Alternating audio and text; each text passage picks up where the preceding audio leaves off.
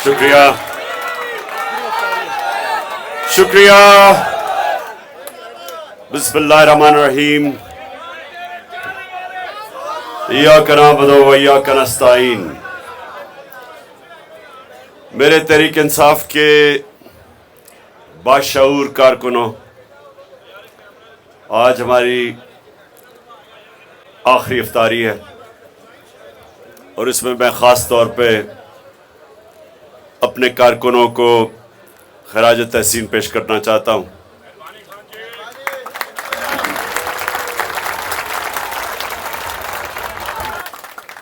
मेरी 27 साल की सियासी जद्दोजहद में मैंने किसी जमात में इस तरह के कारकुन नहीं देखे जो मैं अल्लाह का लाख शुक्र अदा करता हूं जो उसने मेरी जमात में जिस तरह के कारकुनों को दा।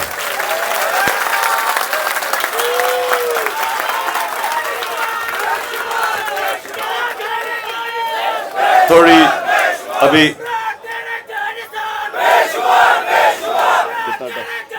टाइम कितना 20 मिनट है।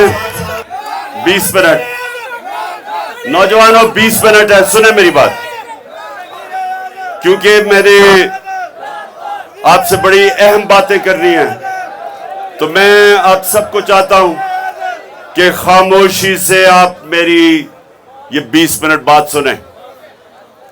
देखें, जो इस मेरे घर के इर्द गिर्द पिछले 3 महीने में मैंने देखा है, मैं फिर से अपने अल्लाह का शुक्र अदा करता हूं कि किसी जमात के पास ना ऐसे बाशऊर, ना ऐसे नजरियाती, ना ऐसे दिलेर कारकुन हैं। और इंशाअल्लाह अगले आने वाले दिनों में 26 तारीख तक, आज ईद मिलन से शुरू होगा, हम अपना जश्न भी बनाएंगे, खुशियां बनाएंगे। और मैं हर रोज शाम को जिन कारकुनों ने जबरदस्त किस्म की परफॉर्मेंसेस दी हैं, जिनने दिलेरी दिखाई, जिन्होंने मुश्किल वक्त पे साबित किया कि जो एक कार्रवाई और साजिश के तहत मुझे यहां अगवा करने की कोशिश की जा रही थी पुलिस और रेंजर्स के जरिए, वो यहां कारकुनों ने एक पाकिस्तान में मिसाल सेट कर दी कि वो ऐसे दीवार बन के खड़े हुए और जिस तरह टीयर गैसिंग, वो जो वाटर कैनन थी जिसमें उन्होंने केमिकल डाला हुआ था, फिर उन्होंने वो पैलेट गन इस्तेमाल की, जिस तरह मेरे कारकुन खड़ा हुए हैं, आप ये समझ लें कि सारा पाकिस्तान आपको देख रहा था। सब पाकिस्तानी देख रहे थे कि क्या ये जो जंगल के कानून में इस मुल्क में ताकतवर जो मर्जी चाहे करे, तो अवाम ने, आप जैसे लोगों ने सारी अवाम को पैगाम दिया है कि हम पाकिस्तान को जंगल का कानून नहीं बनने देंगे। और ये हमारे नौजवान इंसाफ और आइन की और कानून की बालादस्ती के लिए खड़े होंगे। और माशाल्लाह जो आपने किया है, सारे पाकिस्तान ने देखा है, लोगों ने देखा जिस तरह पुलिस ने आके तशद्दुद किया। और हमें पता है पुलिस के पीछे कौन था जो ये सब कुछ करवा रहा था, वो आपको भी पता है, मुझे भी पता है। और पुलिस से भी जो लोगों को उठाया, जिस तरह का तशद्दुद किया, जेलों में बुरी तरह जानवरों की तरह रखने की कोशिश की कि शायद डर जाएंगे तहरीक इंसाफ के कारकुन। किसी को गलत फहमी नहीं होनी चाहिए कि नजरिए को कोई चीज शिकस्त नहीं दे सकती।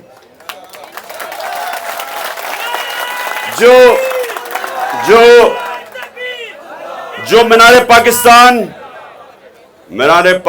का जो जलसा था, कभी मीनारे पाकिस्तान के जलसे में ऐसी रुकावटें नहीं डाली गई। लाहौर को बंद कर दिया, कि बाहर से लोग ना आए, लाहौर के अंदर रुकावटें डाल दी, मीनार पाकिस्तान को सील कर दिया, और उसके बावजूद जो अवाम का समुंदर था, एक नजरियाती समुंदर, वो सब कुछ पार करके मीनार पाकिस्तान पहुंच गया। पानी खड़ा हुआ था ग्राउंड में, उसके बावजूद ये जो पाकिस्तान बदला हुआ पाकिस्तान है, हम एक कौम बन रहे हैं, हजूम से एक पाकिस्तानी कौम बन रही है। माशाअल्लाह जिस तरह वहां लोग निकले हैं, वो भी सारी कौम ने देखा आपको। तो मैं अपने कारकुनों को भी मिलूंगा, जो उन्होंने खास तौर पे, जिन्होंने मुश्किल जो खड़े रहे मेरे साथ, उनको मिलूंगा, और साथ साथ जो बस साथ साथ जिन लोगों को खदशा है कि उनको सही माने में उनको टिकट मिलना चाहिए थे और नहीं मिला, क्योंकि मैंने टिकट्स कल दिए हैं, तो उनका सबका मैं रिव्यू भी कर रहा हूंगा 26 तारीख तक। मैंने यहां सुने, मैं टाइम जा रहा है, टाइम जा रहा है, सुने सुने सुने, अभी मैंने आपसे बात करनी है, टाइम आपके पास कम है, रोजा खुलने वाला है। तो पहले तो ये मैं आपको बताना था कि मैंने उन लोगों जिनको ये खदशा है कि उनसे टिकट नहीं मिला, सबको तो टिकट नहीं मिल सकता, लेकिन मैं उन सबको सुनूंगा जो समझते हैं कि उनको मिलने चाहिए था और वो दलील दे सकते हैं कि उनको टिकट मिलना चाहिए। मैं खुद सुनूंगा उनकी। और ये हर इंसान, हम आखिर में इंसान है और इंसान से गलतियां होती हैं, लेकिन इंशाअल्लाह मेरिट के ऊपर मैं पूरा चल के कोशिश करूंगा कि सबको हम सेटिस्फाई करें। और कल शाम से शुरू हो रहा है, फिर से आप सबके लिए हर रोज एंटरटेनमेंट होगी, यहाँ कवालियां होंगी, हम इनवाइट करेंगे और से बाहर लोग जो कि हमारे नजरिए से मिलते हैं, अरफाना कलाम होगा। तो इंशाल्लाह आपका ये अच्छा 26 तक आपका अच्छा टाइम गुजरेगा यहाँ। अच्छा अब बस बस बस बस अच्छा हो गया। अच्छा अच्छा अब सुने,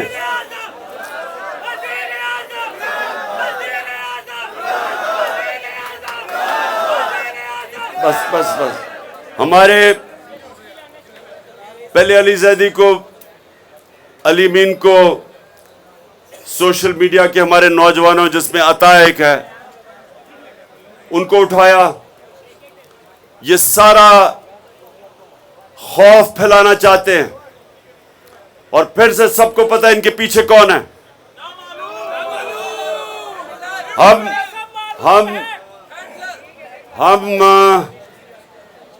पहले तो अली मीन को मैं दाद देता हूं, दिलेर आदमी है, इतने सब्र से और इतनी दिलेरी से उसने जो भी कोशिश की, इन्होंने उसको जलील करने की, एक दिलेर आदमी की तरह वो खड़ा रहा है, चट्टान की तरह। और मैं इन सारों को पैगाम पहुंचाना चाहता हूं जो ये समझ रहे हैं कि ये खौफ फैला के और ये जेलों में लोगों को डाल के, जो ये समझ रहे हैं कि इससे ये जो हकीकी आजादी का जज्बा है ये खत्म हो जाएगा या कम हो जाएगा, मैं उनको पैगाम देना चाहता हूं कि आपसे ज्यादा अहमक और बेवकूफ लोग है ही नहीं। कभी भी नजरिया, जब एक नजरिए का वक्त आ जाए, कभी भी इस तरह की हरकतों से वो नहीं रुकता। ईस्ट पाकिस्तान को हमने गवाया, ईस्ट पाकिस्तान में एक जमात इलेक्शन स्वीप कर गई, पाकिस्तान के सबसे साफ और शफाफ इलेक्शन हुए, वो सारा ईस्ट पाकिस्तान में इलेक्शन जीत गई अवामी लीग। और बजाय अवाम के मैंडेट को मानने के, उसी जमात के ऊपर कार्रवाई शुरू कर दी, मिलिट्री ऑपरेशन शुरू कर दिए। और जो पाकिस्तान को नुकसान उठाना पड़ा, पहले तो आधा मुल्क गया, फिर जो हमें जिल्लत उठानी पड़ी, यह भी तारीख का हिस्सा है। मुझे अभी भी याद है, मैं यूनिवर्सिटी में था जब हमारा मुल्क टूटा है। मुझे अभी भी याद है, मैं उस वक्त बरतानिया में पढ़ रहा था। हमें अभी भी याद है कि हमें किस तरह की जिल्लत उठानी पड़ी थी, सिर्फ इसलिए कि बंद कमरों में किसी अहमक ने गलत फैसला किया कि बजाय अवाम की मैंडेट मानने के एक बेवकूफ आदमी ने, कम अकल आदमी ने उनके ऊपर फौज चढ़ा दी। ना सिर्फ मुल्क टूटा, सारी कौम को, हमारे 90,000 लोग हिंदुस्तान में कैदी बन गए। सारी कौम का सर शर्म से झुक गया। सारी पाकिस्तानी दुनिया में जिधर थे डिप्रेशन में चले गए, और अब फिर उसी रास्ते पे लगे हुए हैं। वही कम अकल सोच का रास्ता कि डंडे के जरिए हम लोगों को ठीक कर देंगे, बजाय अवाम की आवाज सुने। सारी अवाम खड़ी है, सारी कौम आज हकीकी आजादी चाह रही है, आइन चाह रही है, कानून चाह रही है, रूल ऑफ लॉ चाह रही है। वो तंग आ गए कि ताकतवर जो मर्जी करे कानून के ऊपर, और आम आदमी को इंसाफ ही ना मिल सके। और सबको पता है कि ऐसा माशरा तबाह हो जाता है, जिसके ऊपर हजरत अली रजी अल्लाह ताला ने कहा कि कुफर का निजाम चल जाएगा। लेकिन वो निजाम जिधर इंसाफ नहीं है, वो कभी भी नहीं चल सकता। मेरे नबी सल्लल्लाहु अलैहि वसल्लम ने 1500 साल पहले कह दिया था, और आज पाकिस्तान में वो वही हालात हैं जो उन्होंने 1500 साल पहले कहा था कि अगर ताकतवर जुर्म करेगा और वो माशरा उसको नहीं पकड़ेगा, ताकतवर मुजरिम को जो माशरा नहीं पकड़ता, सजा नहीं देता, और सिर्फ छोटे और कमजोर चोरों को जेलों में डालता है, वो माशरा तबाह हो जाता है। और ये मसला है आज।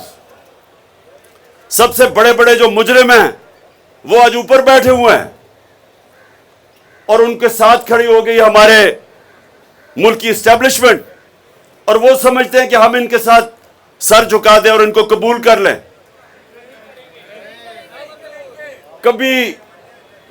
कभी ये सोचा है कि हमें ये कौम को भेड़ बकरियां समझ के चोरों को ऊपर बैठा के और कहें कि हम इनको कबूल कर लेंगे?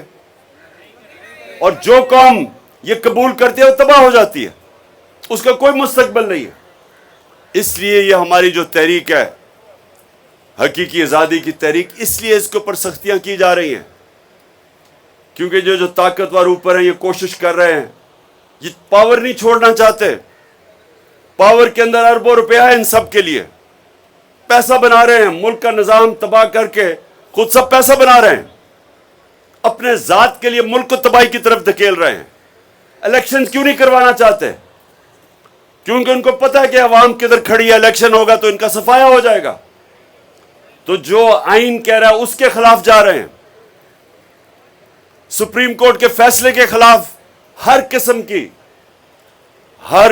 की धमकियां दी जा रही हैं चीफ जस्टिस को, सुप्रीम कोर्ट को, सिर्फ अपनी जात को बचाने के लिए। देखिए नौजवानों, ये याद रखें, जब एक कौम अपने आइन से पीछे हटती है और वो कौम सुप्रीम कोर्ट के फैसले नहीं मानती, उसके बाद वहां कानून खत्म होता है और जंगल का कानून आ जाता है। ताकतवर जो मर्जी चाहे करे, और आम आदमी को जब इंसाफ नहीं मिलता, वो माशरे का कोई मुस्तकबिल नहीं है। तो आप समझ जाएं कि आप अपने और अपने बच्चों के मुस्तकबिल की आज जंग लड़ रहे हैं। आप पॉलिटिक्स नहीं कर रहे, ये पॉलिटिक्स नहीं है, ये जहाद है। ये हकीकी आज़ादी की जहाद लड़ रहे हैं। और इसलिए आज़ादी की अल्लाह ने इतनी अहमियत रखी है, हमारे दीन में आज़ादी की जद्दोजहद की इतनी अहमियत अल्लाह ने इसलिए रखी है कि आज़ाद कौम ही की परवाज़ ऊपर है, गुलाम ऊपर नहीं जा सकते। तो इसलिए अल्लाह हमें इस हकीकी आज़ादी की जद्दोजहद आजादी की जदोजहद में जब इंसान मरता है उसको शहीद कहते हैं, बचता है वो गाजी है। उनका रुतबा बहुत ऊपर है हमारे दीन में, क्योंकि अल्लाह को पता है, क्योंकि सारा कुछ कुरान में हमारी बेहतरी के लिए है। अल्लाह कुरान में हर चीज हमारी बेहतरी के लिए करता है, लिखता है। और जब एक इंसान अपनी आजादी के लिए जदोजहद करता है, वो अपनी बेहतरी करता है। जो लोग गुलामी कबूल करते हैं वो असल में ला इलाहा इल्लल्लाह की नफी करते हैं। समझ गए? ला इलाहा इल्लल्लाह कोई नहीं है खुदा सिवाय अल्लाह के। और जब आप गुलामी करते हैं इसका मतलब आप और खुदाओं को कबूल कर लेते हैं। जिस तरह एक शेर है कि एक सजदा जिसको तू गिरां समझता है देता है हजारों सजदों से निजाहत। एक सजदा अल्लाह के सामने करते हैं दिल से, आपको अल्लाह आजाद कर देता है और सजदों से आपको एक गैरतमंद जिंदगी गुजारने का मौका देता है। ला इलाहा इल्लल्लाह। आपको अल्लाह के सामने जब आप दावा करते हैं कि नहीं है कोई खुदा सिवाय तेरे अल्लाह, फिर ये मैं इसको शिर्क समझता हूं कि किसी और के सामने झुके। खौफ के सामने झुकना कि जी मुझे मार देंगे, मुझे जलील कर देंगे, या फिर मेरी नौकरी चली जाएगी। रिस्क अल्लाह के हाथ में है, मेहनत इंसान के हाथ में। हराम से भी कमा सकते हैं, हलाल से भी कमा सकते हैं, लेकिन देनी अल्लाह ने है। एक रिस्क में इज्जत है, एक में जिल्लत है। एक में इज्जत है, कम भी रिस्क हो, और एक में जिल्लत है कि आप सबसे महंगे लंदन के इलाके में रह रहे हैं और हर रोज चोर चोर की आवाजें सुन रहे हैं। क्या टाइम है? टाइम कितना? 6 मिनट।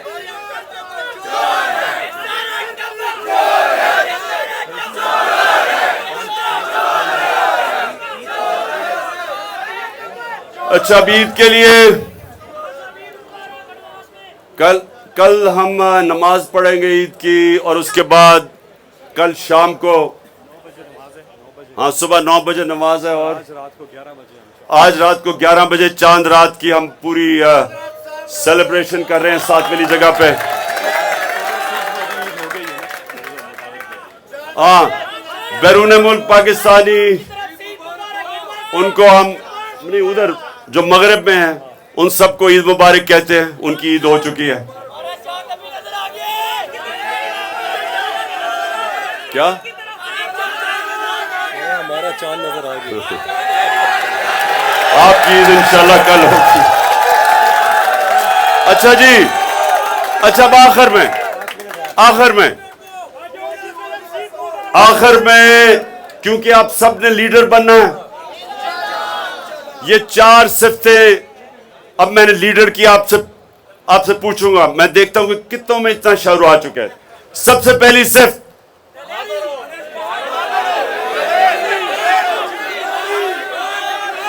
सबसे पहले एक बुज़दिल आदमी लीडर नहीं बन सकता, दिलेरी चाहिए।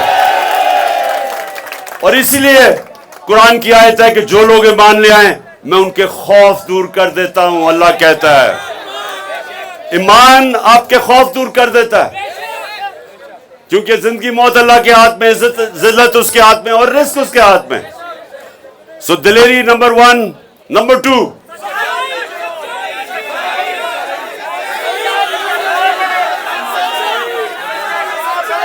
क्या? सदाकत, सच्चाई। एक झूठा आदमी लीडर नहीं बन सकता। लोग उसकी इज्जत नहीं करते।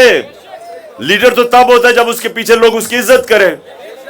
तो एक अगर झूठ बोलने वाला या बुज़दिल आदमी उसकी इज्जत नहीं करते।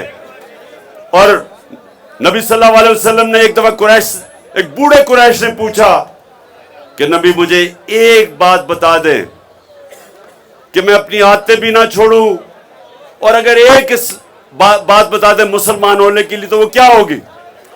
नबी ने कहा सच बोला करो।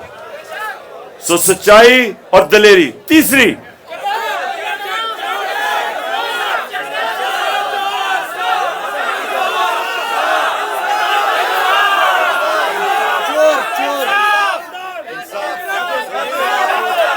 तीसरी चीज, अमानतदार, इंसाफ करने वाला।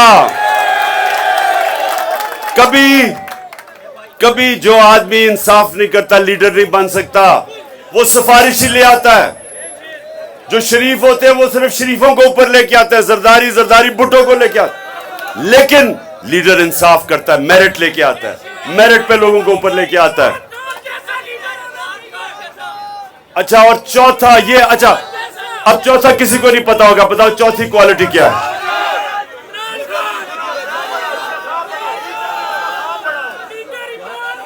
जिसका ख्वाब बड़ा होगा। सुने जरा, ये बड़ा जरूरी है। अब ये चौथी चीज लीडर बनने के लिए बड़ी जरूरी चौथी चीज क्या है? लीडर का जो ख्वाब होता है, सुने नहीं हो, वो अपने से बड़ा होता है।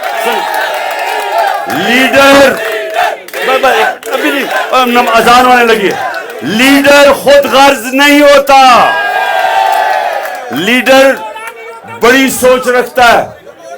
हमारे नबी सल्लल्लाहु अलैहि वसल्लम, उनको खिताब था रहमतुल लिल आलमीन, सब इंसानों के लिए रहमत बन के आए थे।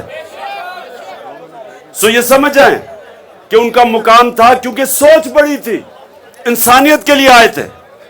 इसलिए जो लीडर जिसका नाम होता है वो हमेशा अपने से हट के सोचता है। कायदे आजम कैंसर से मर रहे थे, लेकिन किसी को पता नहीं चलने दिया, क्योंकि पाकिस्तान चाहते थे हमारे लिए।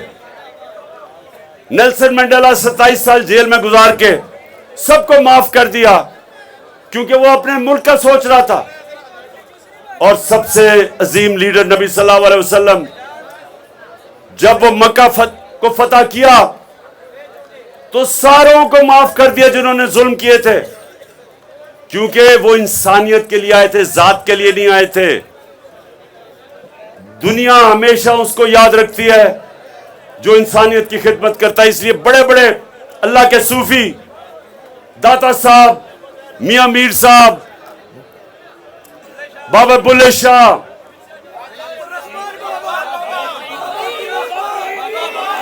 पाकपटन के हमारे बाबा फरीद, निजामुद्दीन औलिया, मोइनुद्दीन चिश्ती, आज भी लाखों लोग उनके मज़ारों पे जाते हैं, क्योंकि वो इंसानियत के लिए आए थे, आशिक रसूल थे सब, नबी सल्लल्लाहु अलैहि वसल्लम की सुन्नत पे चल रहे थे। आज भी और हमेशा लोग उनकी इज्जत करेंगे। इसलिए कभी बादशाहों के मज़ारों पे कोई नहीं आता, पैसे वाले लोगों के मज़ारों पे नहीं आता, उन पे आता है। अच्छा, ये दुआ करें।